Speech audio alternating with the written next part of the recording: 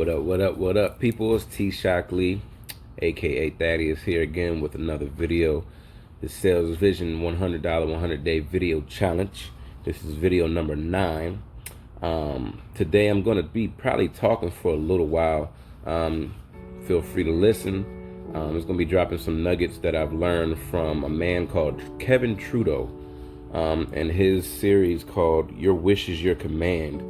Okay, it was a two-day seminar within the Swiss Alps, and he talked a lot about manifestation, talked a lot about different concepts from, he's been in, secret societies, the Brotherhood, the Illuminati, this and that, and how they make their money and how they, they manifest things and things of that nature. But he first started off speaking about 4 basic concepts that he started off the series with, and it was called, number 1 is who do you listen to?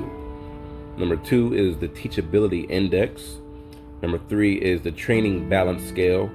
And number 4 is the 4 levels of learning, the 4 steps you go through while processing new information. And I have my notes here that I have written down just to be able to talk to you guys today. So please bear with me. You'll definitely get some value out of this as well. If you don't want to hear me talk or ramble on, that's totally fine. I totally get it. I totally understand it. But just some information. So number 1 is who do you listen to? Kevin speaks on listening to people that, have what it is that you want, okay, out of life. This is proven to work and has passed the test of time because it works better and faster than anything else put out there, which is, why very few rich people don't want, regular people to know these things as well. All right. So he talks about becoming an apprentice, and talking about becoming an apprentice and how important it is to having a mentor. And I think that is very important in itself as well. So give me 1 second here while I get this notes together. And it says, having a mentor, associating with people that have what you want and being able to observe them very closely creates a neural pathway within the brain. Okay, so the method that he speaks to is which method is better. He speaks that both methods are important to have a mentor and to be able to deal with people that have what you want and have done the things that you want to do out of life as well too. But he said the most important one is mimicking, watching, listening to, and modeling someone who is an advanced expert in what you want. Okay. Dropping my notes on that one. Get another page here. All right. So the next thing here we have is when you're a mentor. When you're a mentor, you should have an apprentice. Obviously, when you're an apprentice, you should have a mentor.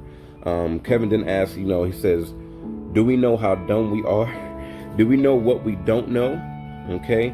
You have to be teachable in life, and you definitely have to know the things that you want and be able to do the things that you want to do. So he said this concept alone will allow you to be better off. It'll allow you to be more successful and happier when you're being able to be taught.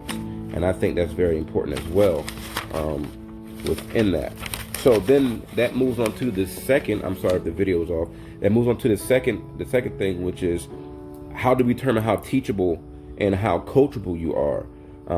So the second one is the teachability index. It's used, as simply to determine how teachable you are. You must consider that all this time to determine how teachable you are, you have to rely on 2 following variables. And those variables are, what is your willingness to learn, number 1. And number 2 is how willing are you able to accept change. So on a scale of 1 to 10, how high is your willingness to learn? Kevin says that that you must continue to be teachable, otherwise you're wasting your time. At the same time, even after you think you have learned everything in one category, you must continue to be teachable because there is so much to learn out of life that you don't even know. So the real question is, what are you willing to give up and willing to learn by doing this? What is your favorite thing to do? Would you give that up for a week, a month? Would you dramatically reduce the amount of time spending doing your favorite thing so that you can be able to become something that you really want to become? Okay. He says, then by doing that, and whatever your answer to is to that question, you could determine your teachability index. So the next variable that Kevin says is tougher than the first is that your willingness to accept change. And change is necessary. I always tell people that nothing changes if nothing changes. Change is definitely necessary within yourself. If you want something to change, be the change that you want to see. Okay?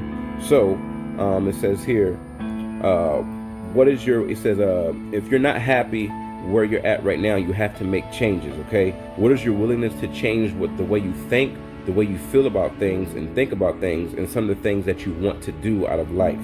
Okay? You have to have a high willingness to learn and a high willingness to accept change, to have a high teachability index.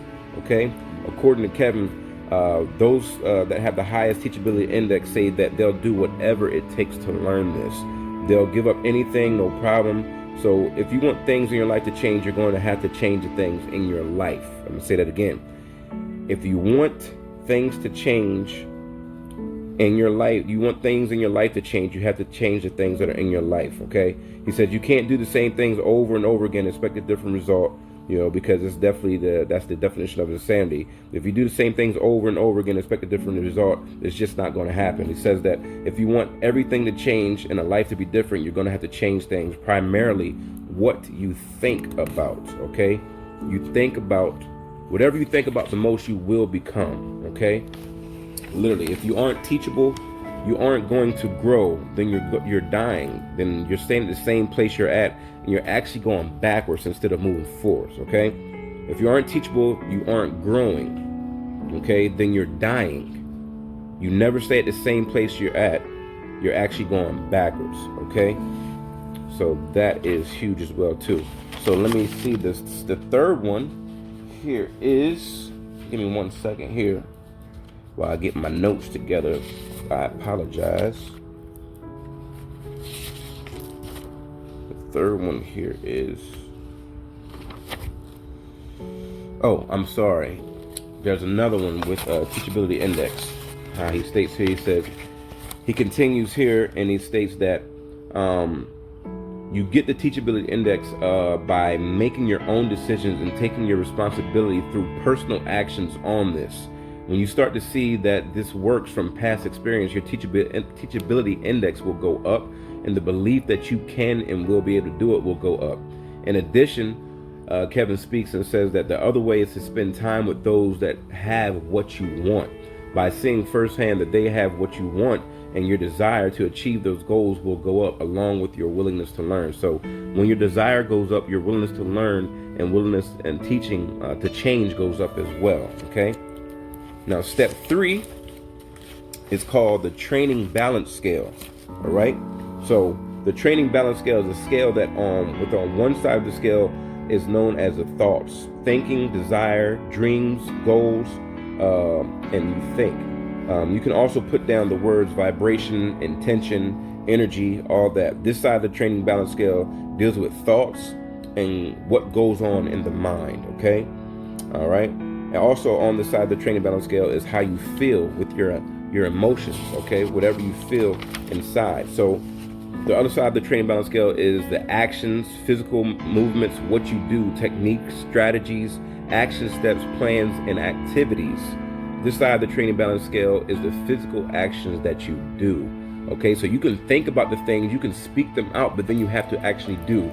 That's why we say you can be, do, and have whatever you want. Instead of saying, I want happiness, I want to be rich, I want money, you have to literally become those things that you want to be, do, and have. Okay, those thoughts become things, and then you put them into action so they can become manifested into the physical.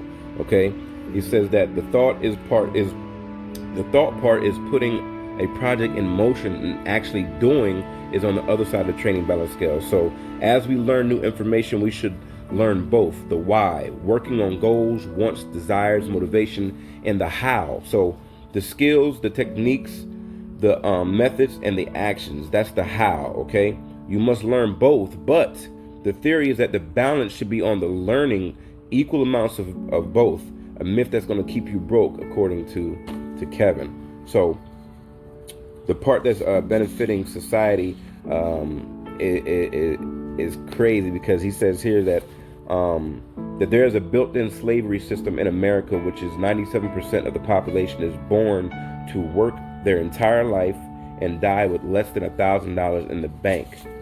Says they have been a slave their whole life while making other people, the elite class, wealthy. Kevin also explains that approximately 99% of Americans die without most of their desires in life being unfulfilled. So the truth is that the truth that I'm writing down, the truth is that the thought part of the training balance scale in thinking is 99.9% of it. Thinking and your thoughts are ultimately more important than the how or the skills. Okay? When you're making your desires come true before your eyes, the most important part is your thoughts. Kevin goes on and then to say that he had talked with one of his mentors back in the day and said, when your attitude is right, the facts don't count. Okay? And when I heard that, I was like, what does he mean by that? So he said he thought that it was the stupidest statement that he had ever heard in his life. The facts count. You're thinking about your attitude. Isn't the facts going to change that as well too? So he said, then remember that he had to continue to be teachable and have a high willingness to learn and a high willingness to accept change at the same time. So his mentor asked him and said, when your attitude is right, the facts don't count, because what you think the facts are mostly people's opinions. It's how you choose to look at the situation. And I thought that was kind of ingenious as well too. So he says the how isn't as important as the thought process. So when he's saying that, like when you're thinking of something and thinking of what you want to be, do, or have, the how doesn't matter. All you have to do is think on it. The more you think about it, the more it becomes real. The more you see it in your brain, the more you can speak it out of your mouth. Then you will be able to do the actions that need to be done to get to where you need to be. You don't know how it's going to happen. You just know that you're thinking on that thing over and over and over again, okay?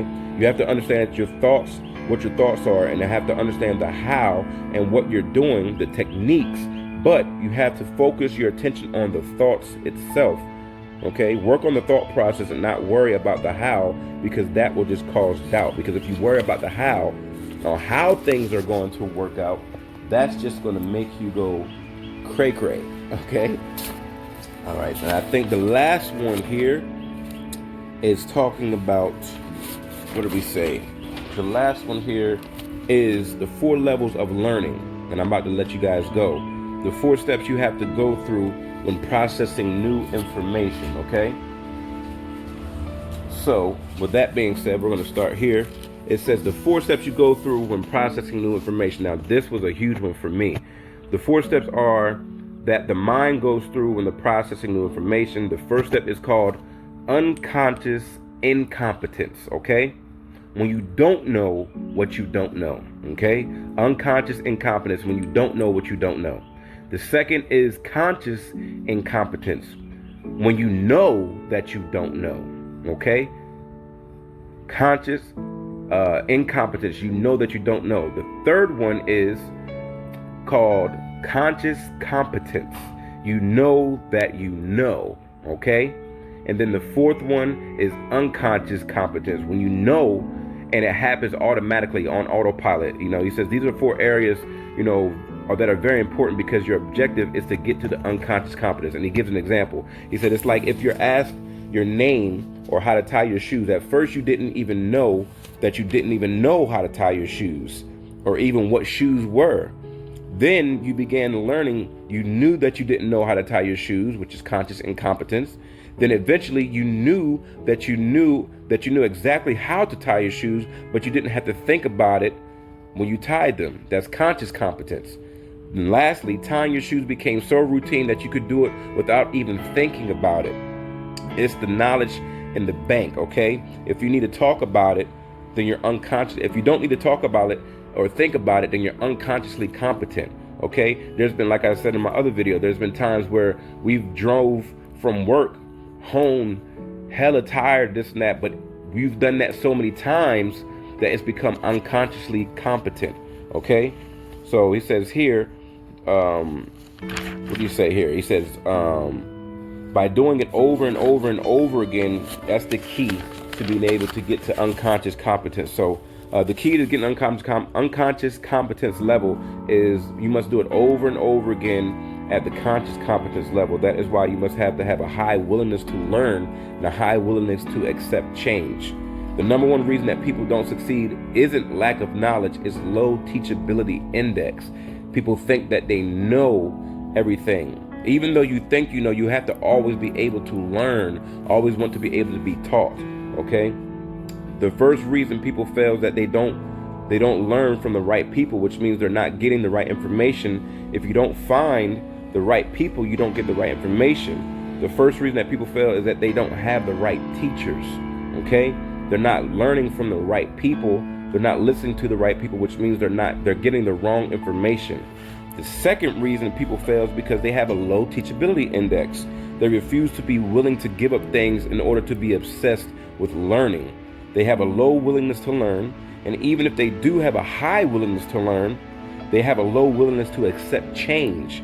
They keep doing the same thing over and over again, and they just refuse to change their patterns.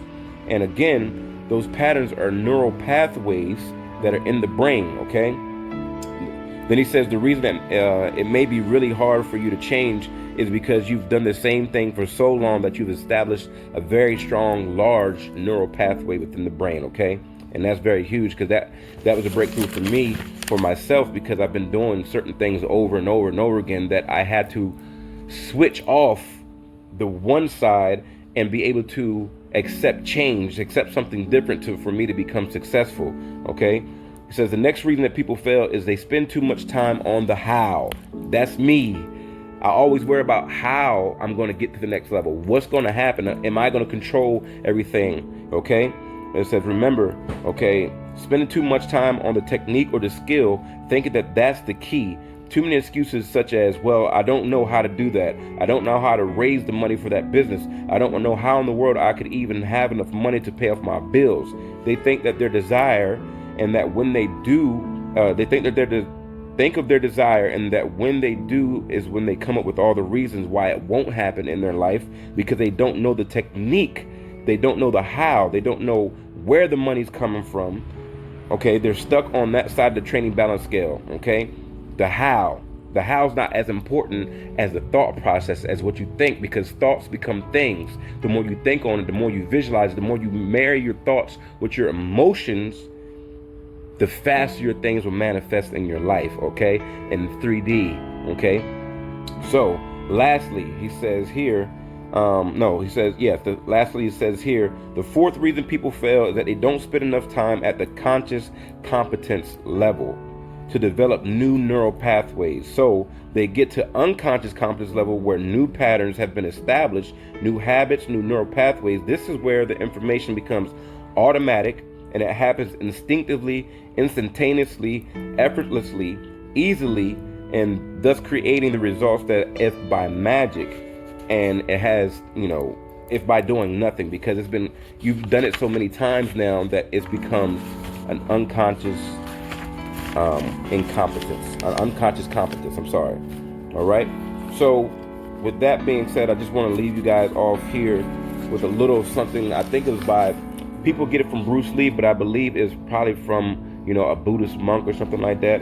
It says pretty much, I'm not afraid of the 10,000 strikes that you know that you practice one time. So you got 10,000 strikes that you practice a lot one time. It says, I'm definitely afraid of the one strike that you've practiced 10,000 times. Because with that one strike, you'll be able to knock somebody out, or you'll be able to knock a home run, okay?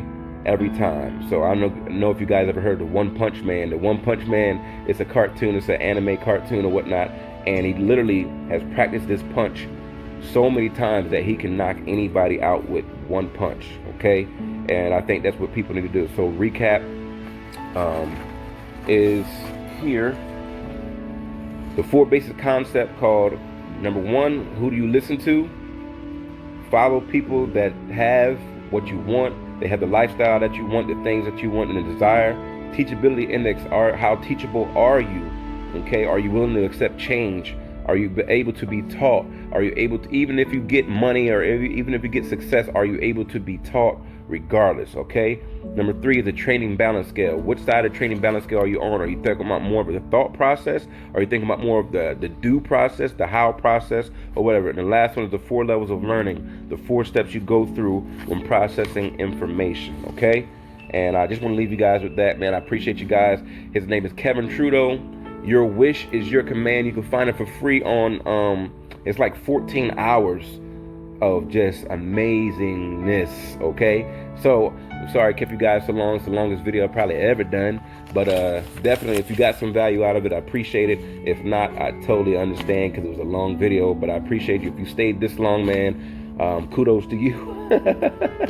Kudos to you for staying this long and listening to me ramble on. But it wasn't just rambling. These are my notes. This is what I live by. This is what I go to, and I know that I'm going to be, you know, a big impact. I make a big impact in this world with these concepts and with these things that we have here, okay?